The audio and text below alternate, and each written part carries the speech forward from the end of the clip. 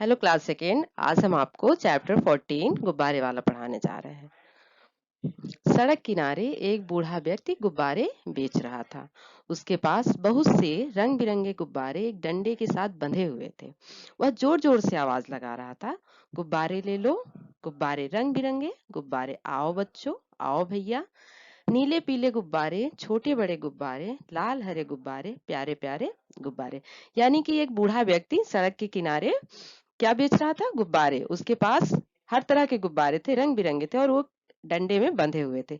और वह जोर जोर से आवाज लगा रहा था कि गुब्बारे ले लो, गुब्बारे, आओ बच्चों, आओ भैया, रंग बिरंगे पीले नीले हर तरह के थे, लाल हरे प्यारे प्यारे गुब्बारे वह बेच रहा था और आवाजें इसी तरह से लगा रहा था। सुबह से शाम हो गई, परंतु गुब्बारे वाले का एक भी गुब्बारा नहीं बिका था, जिससे वह बहुत परेशान था। दुर्बलता के कारण उससे खड़ा नहीं हुआ जा रहा था। यानी कि जो गुब्बारे वाला था, वह गुब्बारे बेचते बेचते उसको सुबह से शाम हो जाती है, लेकिन उसका एक भी गुब्बारा नहीं बिचा था, जिससे वह बहुत परेशान था। और दुर्बलता यानी कि कमजोरी उसको इतनी ज्यादा हो गई थी, भूख प्यास से वह व्याकुल हो रहा था सुबह से खड़े होते होते, तो वह खड़ा भी नहीं। उसके माथे पर चिंता की रेखाएं साफ दिखाई दे रही थी। वह सोच रहा था कि अभी तो गुब्बारे नहीं बिके तो उसके परिवार को भूखे पेट ही सोना पड़ेगा। उसके घर में अन्न का एक भी दाना नहीं था। यानी गुब्बारा ना बिकने की वजह से उसके माथे पे चिंता की रेखाएं साफ दिखाई दे रही थी। वह यह भी सोच रहा था कि अगर एक भी गुब्बारा नहीं बिका तो आज उसके परिवार को भूखा ही सोना पड़ेगा, क्योंकि उसके घर में अन्न का एक भी दाना नहीं था। वह सोच रहा था कि अचानक उसे एक मोटर कार आती हुई दिखाई दी। उसे कुछ आशा बंधी कि शायद कोई बालक इस कार में ही जो मेरे गुब्बारे खरीदे। कार देखकर जोर जोर से चिल्लाने लगा, गुब्बारे ले लो साहब, गुब्बारे ले लो बाबूजी, रंग बिरंगे गुब्बारे। वह चिल्लाता हुआ मोटर कार की ओर भागा, परंतु दुर्बलता के कारण उससे दौड़ा नहीं गया। मोटर कार तेज गति में थी, इसलिए वह आगे निकल गए। यानी कि उसको अचानक से एक मोटर कार आती हुई दिखाई देती है, तो उसको एक आशा दिखाई दी, मतलब उसे ऐसा महसूस हुआ कि शायद इस कार से, इस गाड़ी से कोई बालक निकले और गुब्बारे लेने के लिए मेरी ओर आए। ऐसा सोच के वह गुब्बारे के पीछे तेजी से भागा, चिल्लाते हुए कि गुब्बारे ले लो साहब, गुब्बारे ले लो। लेकिन वह दुर्बलता के कारण दौड़ नहीं पाया और वह वहीं पर गिर गया, और गाड़ी तेज गति से थी इसलिए वह आगे चली जाती है।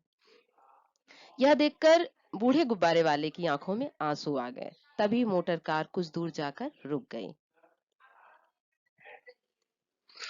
वह साहस करके तेज कदमों से मोटर कार की ओर बढ़ने लगा। इतने में एक सज्जन व्यक्ति मोटर कार से उतरकर गुब्बारे वाले की ओर बढ़कर गुब्बारे वाले से बोले, बाबा आज कितने गुब्बारे बिके हैं? यानी जो कार तेज गति में गई वो कुछ दूर जाकर वहीं पे रुक जाती है। तो उस बूढ़े व्यक्ति ने जब कार को रुकते हुए देखा तो उसके अंदर थोड़ी सी साहस आई और वह तेज कदमों से उसकी ओर बढ़ता है। इतने में उस गाड़ी से एक सज्जन व्यक्ति उतरते हैं और उससे यह पूछते हैं कि बाबा आज कितने गुब्बारे बिके? गुब्बारे वाले ने माथे का पसीना पोंछते हुए कहा, साहब अब तक एक भी गुब्बारा नहीं बिका है। यदि आज भी कुछ नहीं बिका तो घर में खाना नहीं पकेगा, मेरे बच्चों को भूखे पेट ही सोना पड़ेगा। मोटर कार वाले ने कुछ सोचते हुए बूढ़े से कहा, बाबा ये सारे गुब्बारे कितने के हैं? बूढ़ा बोला, 5 रुपए के हैं साहब। अच्छा, ये सारे गुब्बारे मुझे दे दो। यानी कि जो मोटर कार से उतरने वाला व्यक्ति था, वह बूढ़े व्यक्ति से पूछता है कि ये सारे गुब्बारे कितने के हैं? तो वो बूढ़े व्यक्ति ने बताया कि 5 रुपए का है, तो उसने कहा सारे दे दो। गुब्बारे लेते हुए मोटर कार वाले व्यक्ति ने 20 रुपए का नोट बूढ़े को दे दिया। बूढ़ा गुब्बारे वाला बहुत खुश हुआ और सोचने लगा कि मेरे सारे गुब्बारे बिक गए, परंतु 20 रुपए के नोट को देखते हुए वह हैरान होकर बोला, साहब मेरे पास छुट्टे पैसे नहीं है। तब मोटर कार वाले व्यक्ति ने कहा, ये सारे पैसे तुम ही रख लो।